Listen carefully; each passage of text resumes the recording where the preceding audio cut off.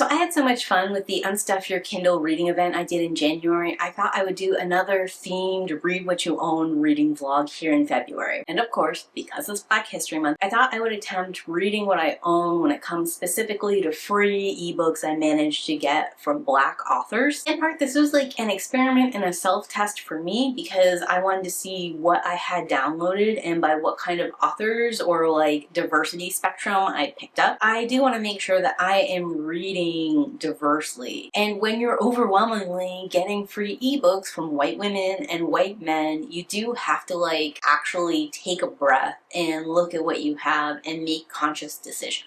So for me, this was like part of that journey, but certainly not the entirety of it. And of course, you should read diversely year-round, not in just one specific month. And reading diversely involves more than just reading Black authors. Hopefully that's something that you guys can pick up from my reading as a whole, but I thought this could be a fun themed experiment for February proper. I started with Wanted Bonds by Eunice, Amnell. I like shifter romance. I read a lot of it, so obviously this was right up my alley with like the wolves on the covers and stuff. What made this stick out from like your more generic wolf shifter story is that it was going to be a why choose romance, and it appeared like one of the love interests might be Asian. And most of the shifter romance I've found usually has like white blonde people on the cover, and their wolves are super special because they're white. So I really like when there is a different range of ability by the characters, a different age than just your early 20s, or a different race there on the cover, sort of like indicating that this is going to at least deviate from the norm in some small superficial way, but potentially like a much larger scope, just depending on the author. This book is only 98 pages. I love a short little novella. Way too short for a why choose romance, and I went in assuming the relationships were going to be very truncated and probably not to my taste, but I still was curious to see if she could execute well on this. I didn't even get to any romantic elements. We open up, our main character is in a school. The school is set up a lot like a high school, so even if she was older than that, which I don't know, I didn't get far enough to figure out her age, that's really a big turnoff for her to have like classes and lockers and set time to be in the cafeteria. And then reinforcing like the high schoolness of all of this is she's dating this guy who apparently has a true mate, and when that girl finds out that she's not gonna let him go, she challenges her to a duel over this boy. Fighting over a guy like this, having this kind of drama like this is very high school sort of feel. We come to find out this guy didn't even demur like that. Actually, her best friend told this girl that, so now there's like this girls backstabbing each other that I hate, but also like gossip girly trying to get one up on the other in like this mean catty kind of way that I also like stereotypically attribute to high school teenage. So like all of these elements combine, and it felt really unpleasant and unwelcoming to me. I do not like to read stories that take place in a high school setting, and I especially don't like when women are tearing each other down, and I didn't like the implications of the idea that this girl is dating this guy and she would have to allow him to break up with her. Like, not okay with that at all either. So I got to page 19 and I just decided it was time for me to move on to another story because there was nothing that could happen in the back part of this that would make me like it. Moving me into The Werewoman and Her Witch by Aunt Georgia Lee. That's got a werewolf shifter in it. It's only 27 pages and it appeared to be a sapphic Black romance. So I was really intrigued by this. I thought this is hitting a lot of boxes of things that I think could be interesting, fun, and give like a whole new spin in this world. I didn't end up finishing the book, but there were quite a few things I want to point out that I liked. Our protagonist is 40 years old, so I love an older protagonist. I love that she is the pack leader instead of it being like a stereotypical man, and I liked that it seemed like the pack was run in a more democratic fashion instead of like a traditional alpha omega structure with a guy just being a monarchy. I felt like communication between her and her second in command was really good. I very much enjoyed the second in command. She's a little bit younger. She seems like she's in her early 20s. She's got a lot of sass and vibe. They have a great relationship. Both of them seem like real people I know, and I found myself connecting to them and just a million little gestures making them feel real. I do think this author is just like very good at creating believable characters with just little moments here and there, like very short amount of time and already embodied. bought in. Now, the things that weren't working for me is going to be some of that larger world building elements. Like, we keep referring to all of the people in the pack as the Cubs, which made it unclear to me how old these people were, especially because, like, the Cubs get hungry after 5 hours without eating. That doesn't seem like enough time. The Cubs are incapable of keeping purely human when they're hungry. Like, they get little ear shifties and elongated teeth and stuff. That lack of control makes them feel very young, and it also has me asking questions about the world itself at large. Like, are werewolves just a known thing and this is normal? Do you have to hide from humans? Are there werewolf hunters here? Which is pretty par for the course for these kind of stories. And then too, in like a werewolf book, you have to ask if there are other supernaturals, and do the supernaturals know about each other? Is there a way to identify one another to each other in a society that maybe mundane people don't know about you? It seemed like all those things could be possible, but they were hinting about it in such a way where I couldn't really discern for certain. Also, the whole pack is moving from New York City to a remote location in Georgia after the stuff that went down in New York City. You're sort of setting me up to be more curious about that than what's happening right now. Always feels bad in a novel. I did end up dropping the book after the two fated mates met. I enjoyed a lot of the lead up into that because we don't often get the perspective of the person who's like smelling their fated mate for the first time, who's making that mental connection. Usually the female like protagonist is more passive in that situation, but because our character's older, she's a leader of a pack, we're getting like the alpha perspective on that, which was really interesting. And something I'd like to see a lot more of, like the person hunting down their fated personality, going after that delectable scent, that kind of thing, instead of like, I turned for the first time and was still in shock, and then this guy like said I was his mate. Less of that, please. More of this. I think I probably would have read all the way to the end, except when the two of them are talking back and forth to each other. In her internal monologue, this woman says that she doesn't want to be a simp, and that was a hard no for me. I understand simp originates from black slang, and there's been a lot of usage of black slang within the novel so far. However, I hate the gender dynamic that's sort of like implicit in the word simp, and I especially don't know this word's place in a context of a relationship between two women, because it really feels like a term meant to take power and consideration away from the femme person in the relationship because they just don't deserve it, or because the masked person in the relationship always has to be hard or whatever. But I am not down with that gender binary or introducing that kind of thinking into non-binary relationships. I know it seems like a really little thing, but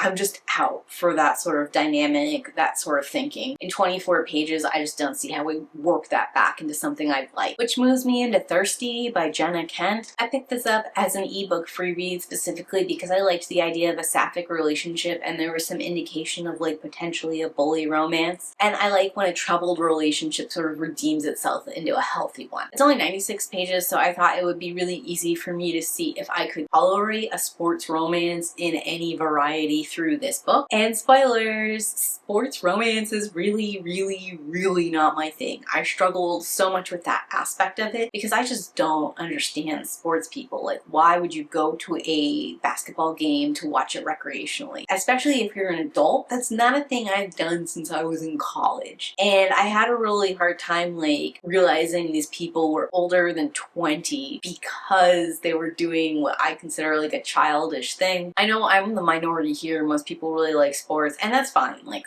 what you like, but it was hard for me personally to wrap my brain around it. But like, if you overlook the sports aspect of it, I thought the story was cute-ish. There is a breathtaking amount of trauma in this 96-page story, and as you could easily assume, none of the trauma elements are handled well or completely. It's something like really awful that happened that they kind of trauma dump on you, and then they hand wave it away by the power of love for this person they've been interacting with for 5 minutes. Content warnings for disordered eating, childhood abuse, and a parent knowing about it and then being mad at the child over the situation. That to me is a lot for 96 pages. And depending on how you read the high school bullying that happened between Alana and Ava and the long-term long-term effects that Alana's struggling with as a result, in part from this bullying, you might not be able to get on board for this romance at all. Some of the ways they make this okay is they create another bully who's friends with Ava, who takes it much farther than her. So maybe she's the one doing all the traumatizing stuff. And then they set up Alana's home life outside of school to be like particularly heinous. So maybe the bullying that's happening between her and Alana is a reprieve from like the really intense stuff. And none of that really excuses it in my mind. I guess I can see a world where it softens it enough for this relationship to happen. And the relationship in and of itself is kind of cute. We get chapter perspectives from both Alana's point of view and Ava's point of view. And while I don't understand Alana's point of view at all, like her wanting to nurture and support this person who's bullying her and like secretly following her is weird to me, doesn't make any sense. Ava's mental perspective works a lot better for me, where she's really attracted to this person, she wants a relationship with this person, she's lonely in her life, and this person seems like a good fit for her for X, Y, and Z reasons, some of which include like little gestures from her, so it's not purely physical. That perspective worked for me. Some of what was going on there worked. I think her remorse for the bullying, her like sort of explaining her side of things, some of that works okay. Overall, the combo of this massive amount of trauma dumping, the way that like the power of this insta-love seems to cure both of them, and the fact that we find out Alana is actually an independent writer who writes steamy romance novels made this book read like crack fix self-insert fiction. And I kind of love it for that alone. It was fun, but it in no way enticed me to read the next book in the series. And while I'm okay-ish with Alana and Ava's relationship and the sort of conclusion wrap there, I am not okay with Jen and Alana's friend. Like, Alana's friend is really not a good friend. Jen is an awful, unforgivable person. The fact that Ava is still friendly with her, and the fact that she like forgives her for her part in Alana's bullying, like all of that gross. Probably could have done without those extra factors here. Bringing me into Veiled Threats by Melissa Rain Jackson. This is an urban fantasy detective story. This is the first thing I read that I unapologetically just love. The world building here is simple but effective. Apparently there are humans who are just straight up mundanes, and then there are fae, and they are supernatural creatures, came to our world via a portal and then cannot escape because the portal closed and no one can reopen it. The fae is the entire menagerie of supernaturals, so that gives like a broad spectrum of different kinds of characters and interactions we could have in a long-running detective series, but we always narrow in and specifically what's going on in the here and now, with our main character's introduction to supernatural creatures being vampires and how devastating they can be for humans. I really like the husband-wife dynamic going on between the two characters here. I think they've got a great relationship, both romantically and working-wise. I love their detective agency. I like getting a little bit into the finances and how they're like trying to keep afloat, their careful budgeting, their passion for their work. I love that they're still trying to do the right thing, taking on pro bono cases for like missing girls and stuff. There's the right balance of like personal things going on and mystery storytelling things happening here. It makes me engaged in what's right in front of me, but also interested in the long-term connection for these detectives, their relationship, their family as a whole. And I think there's the perfect balance here of serious to silly, because a lot of urban fantasies, they have a silly kind of laughable element. Here we've got like a garden gnome story gone awry that is kind of funny slash cute to go with some of like the darker, more intense elements also riding alongside. Really enjoyed my time here. I only wish this one had been a little longer. Bringing me into Rapture and Ruin by Fortuna Lux under the writing name Memo, Rable. It was fine, but not something I would consider good. The story has its moments where it's just deliciously gothic, overwrought,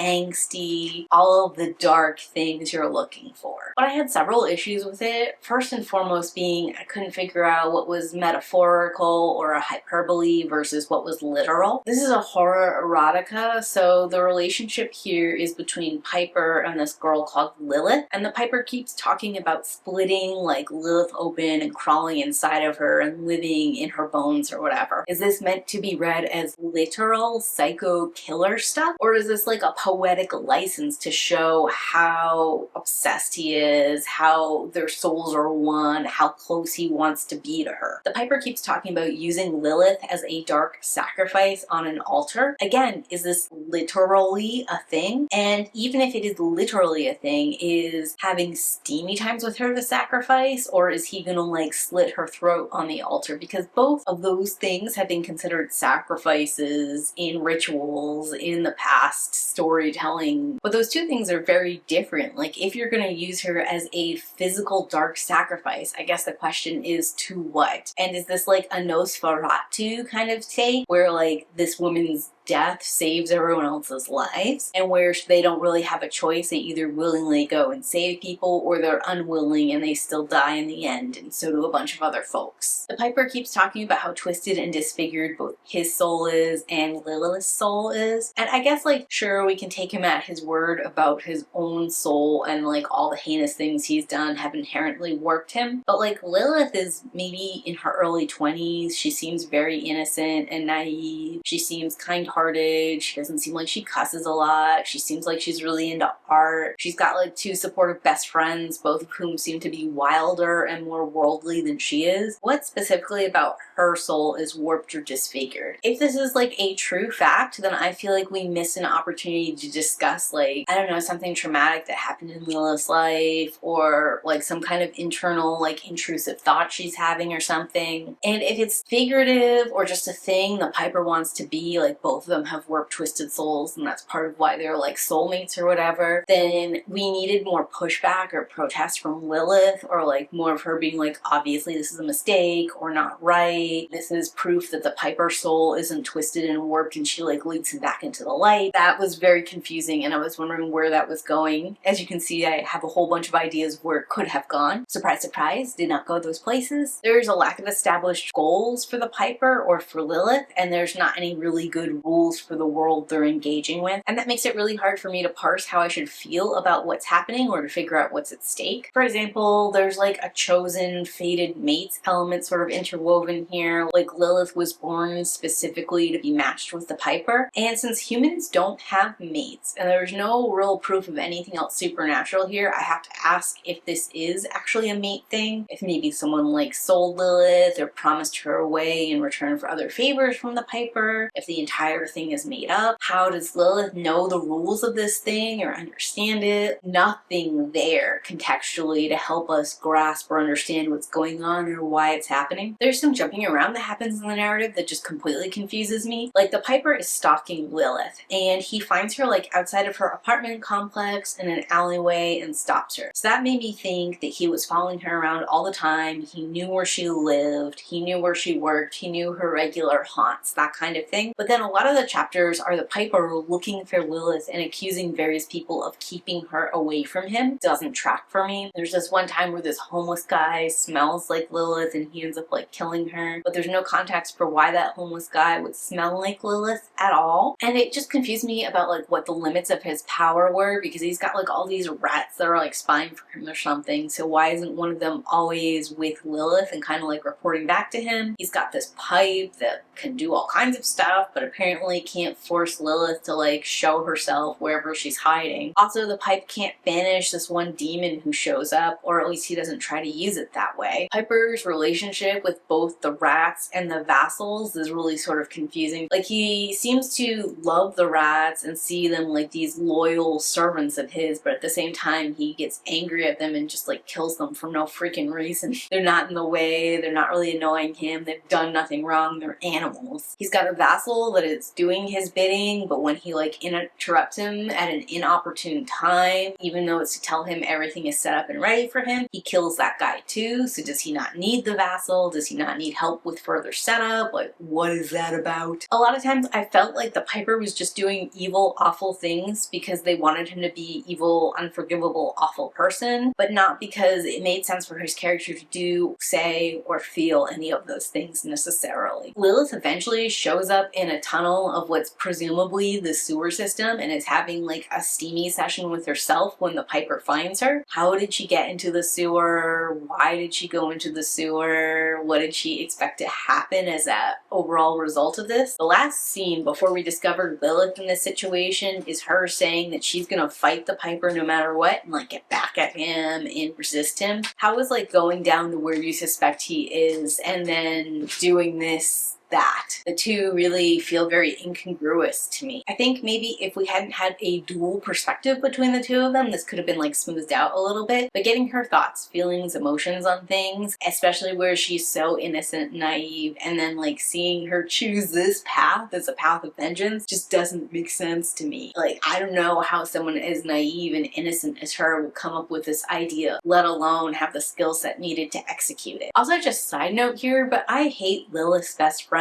Jordan and Jenna. Both of them seem like really brash, outlandish jerks. They're kind of mean to Lilith and they're sort of dismissive of her slash like invasive in ways that I don't appreciate in friendships. So a pivotal scene later happens at the end of the book that involves them and I just didn't feel stakes, didn't understand why we were so committed to them. And it's kind of frustrating because there are some elements in the story that would have made this A+ reading despite all of my complaints up to this point. Like once the Piper and Lilith get together, they go have some steamy times in a church and it's sort of implied it's like Lilith's childhood church. And I thought we were going to go into like some kind of like church abuse, church trauma sort of thing. And maybe this is how Lilith's soul got warped or how Lilith believes that she has a warped soul even though she's just like a normal girly boob. All of that would have been really cool. We talked a little bit about Lilith and her dad not getting along and I was wondering if there was abuse or trauma there. Maybe he like knew about some kind of prophecy that involved her and the Piper and was like overly strict trying to force her into a path that would keep her safe or that would like protect the world. Or maybe he's just like a crazy religious fanatic and that kind of like drove a wedge in their relationship. Or maybe he's just like a hyper strict military kind of guy and Lilith is like a free-form artsy kind of girly and the two of them didn't see eye to eye and he was a little bit like too intense while in their childhood years like trying to enforce that in her. Any exploration there, especially if we had gone the church route, would have been really good and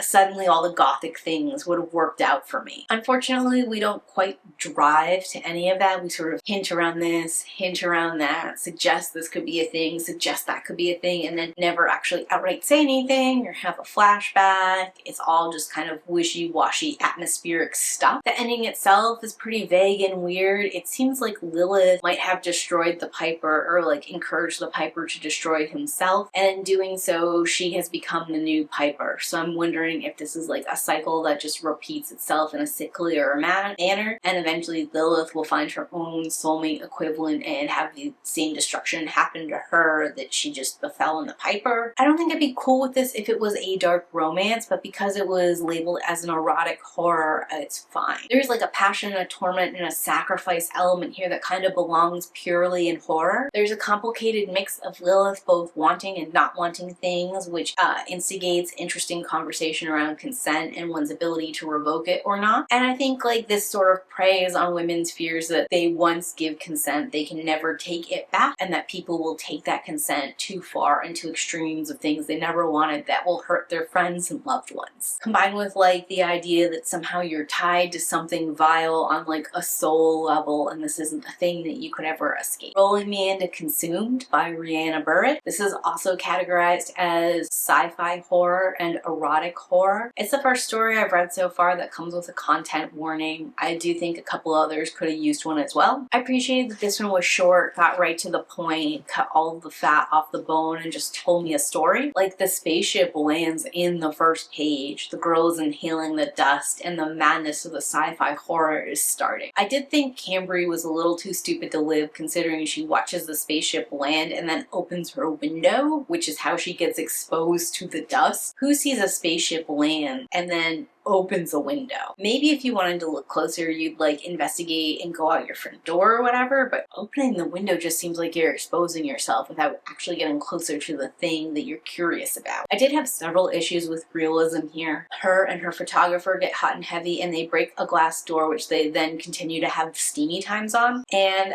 I don't believe the force of whatever they're doing could have broken a glass door. But if it did, the glass shards that would have created would have like insta-killed that man. And considering her knees are also on the glass, she'd just be cut up like to all hell and back. Since this went on for 5 days, she'd have bled out for sure. Also, the fact that it's only her knees that get cut up and not her hands too feels a little bit convenient. Then the two of them go to the hospital for treatment. They're completely transparent that they were affected by the spaceship dust, and they're not held in quarantine. Like, she's allowed to go home and so is he after all of his wounds are treated. But if you overlook the pure stupid that is all of that, I kind of like the story a lot. Trying to figure out what's happening and why is like engaging. Cambry has a couple like little personal quirks where she talks about mindness and being in her body that made her feel like a real full person instead of just sort of like a caricature we're going on a journey with. Not to mention having those specific kind of quirks made her the right character to go on this sort of journey with. And I'm going to be brainstorming possible different choices Cambry could have made and what other outcomes there could have been for her if things had gone different. Like, the ending is horror and a little bit predictable in and of itself, but the way we came to that, whether or not that was inevitable or not, is all stuff I'm wondering. Not to mention I'm wondering about the larger world implications such a thing has and what this means in a larger context. And I think the fact that it has so many engaging speculative elements really makes this stand out in like a shorter format. Bringing me into Experiments in Love, also by Rianne, which is not a thing I knew at the time of reading, but makes sense in retrospect given how much similarities and how scientific this story starts out when it rolls into urban fantasy. I would have really preferred if we had stuck to the science and not included the urban fantasy heel turn. When we incorporate that, it felt very forced, very jarring, and I felt disappointed. Additionally, this is like a romance urban fantasy and I'm not feeling the love here. Like, I get the insta-love elements between the two characters, the relationship is rolling kind of smoothly and it's sort of fine, and then our main character, who's like a science girly, steals a hair DNA sample from the guy she's dating for her science project. And that's just completely unforgivable to me. Like, he did not consent, he did not want to be part of this experiment, and she just crosses all his boundaries because it would help her with her science. And considering like the long history of like the scientific community just making people do things without their consent, especially in minority groups, I feel like we need to be a little bit more mindful about this. The fact that it's two black people when one of them is a black mutant and the other one is a scientist doing the sketchy research, like, doesn't negate these two things, especially because she's working like with a front-facing company, but she's also got like a secret espionage thing she's doing too. Overall, I had a lot of issues with the story. I don't think this character is forgivable or deserving of love. I didn't like how quickly we resolved these issues.